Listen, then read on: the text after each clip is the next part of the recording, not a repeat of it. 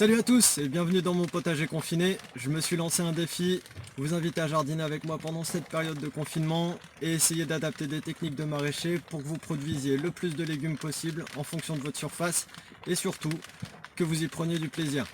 L'idée c'est de le faire en conditions de réel, qu'il pleuve ou qu'il vente. Aujourd'hui il pleut, c'est pas plus mal, ça fait du bien à nos cultures. Et aussi de faire ça avec les moyens disponibles dans le contexte confiné et en partant d'une parcelle en friche. Je suis vraiment ravi de voir l'engouement de dingue pour le lancement de cette série au potager que je viens de lancer. Et aussi, je voudrais vous rassurer, je sais bien que tout le monde n'a pas la même surface, que certains cessent à partir de bacs, qu'il y en a qui vont faire ça sur leur balcon, qu'il y en a qui ont un petit bout de terre, et que tout le monde aussi n'a pas les mêmes connaissances. C'est vraiment pas un problème, c'est bien l'objectif de ces vidéos, vous donner des petits conseils papa. L'idée c'est vraiment d'avancer ensemble. N'hésitez pas à mettre en commentaire du coup les conseils dont vous auriez besoin pour la suite. N'hésitez pas non plus à partager les photos de vos avancées ou des problèmes que vous rencontrez. On va bien progresser ensemble. Le thème que je vous propose dans cette capsule vidéo aujourd'hui, c'est mon plan de jardin pour t'aider à faire le tien. Aussi, je voudrais vous informer que j'ai créé une chaîne YouTube pour l'occasion que je vous invite à suivre. Si vous voulez revoir les vidéos précédentes, je vous mets les liens dans les descriptions de ces vidéos.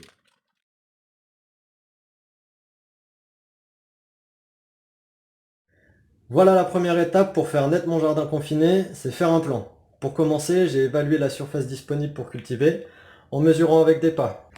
1, 2, 3, 4, 5, 6, 7, 8, 8 par 7. C'est pas mal. Puis j'ai dessiné du coup les contours de mon jardin à l'échelle sur une grande feuille et ça constitue ma base.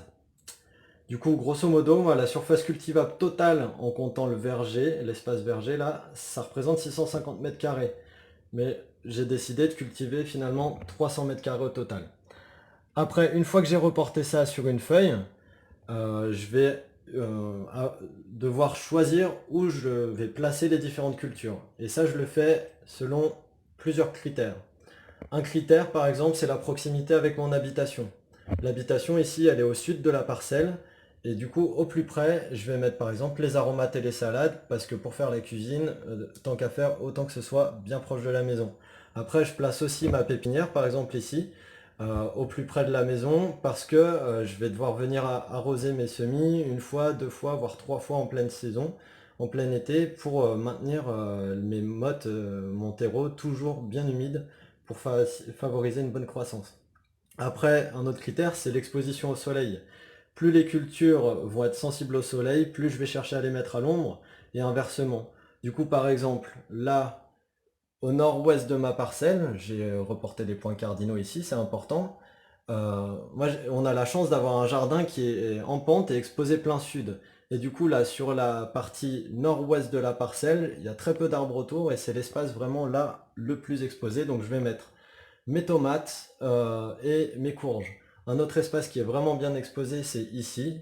Du coup, je peux aussi placer encore des tomates, aubergines, poivrons et aussi des courgettes, du basilic, des choses comme ça.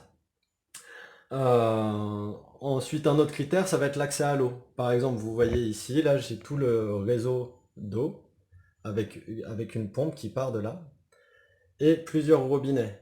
Du coup, moi, j'ai décidé de regrouper les cultures en semi-direct qui vont avoir besoin d'être irriguées très régulièrement, pratiquement tous les jours, parce que les horizons de surface doivent toujours être maintenus humides pendant la période de germination. Sinon, les plants grillent très facilement. Donc, c'est pour ça que je les regroupe, surtout pour des modalités de gestion. Ensuite, un autre critère, ça sera les besoins en fertilité ou la manière de les gérer, si c'est en semi-direct ou si c'est transplanté. Du coup, je vais regrouper les cultures de cette manière-là. Donc, grosso modo, voilà le plan de mon jardin confiné qui fait pas apparaître les successions, mais ça, on en parlera plus tard. Là, c'est la première salve qui va occuper grosso modo pratiquement tout mon jardin sur toute l'année. Donc, pour vous donner une idée du ratio d'occupation de l'espace total par les différentes cultures, parce que tout le monde ne va pas avoir 300 mètres carrés de jardin, mais si vous voulez avoir la même diversité que moi, vous pouvez utiliser ces ratios-là. Grosso modo, pour chacune de ces cultures, tomates, aubergines, poivrons regroupés, ou les pommes de terre, ou les cucurbitacées, vous pouvez dédier 20% de votre espace à chacune. 20% de l'espace aux pommes de terre, 20% de l'espace aux tomates, aubergines, poivrons, et 20% aux courges, plus courgettes, plus concombres. Et après, pour d'autres cultures, vous pouvez réserver 10% de l'espace. 10% de l'espace, par exemple, aux racines, carottes, bottes, plus betterave, par exemple, et d'autres racines, type panais, radis. Vous pouvez les regrouper et ça représentera 10% de votre jardin total. Les légumineuses, ça peut regrouper à peu près 10% de la surface totale aussi. Les choux, pareil. Les aliacées, pareil. Les aliacées, ça va être tout ce qui est oignons, poireaux, si vous voulez faire de l'ail et des échalotes aussi. Et les verdures, pareil, 10%, que ce soit les salades, les mesclins, les épinards, la mâche plus tard. Voilà. Et après, on a en général des espaces dédiés pour les aromates et les petits fruits, ou alors on peut les positionner en bordure, puisque ça demande moins de soins, moins d'irrigation en général.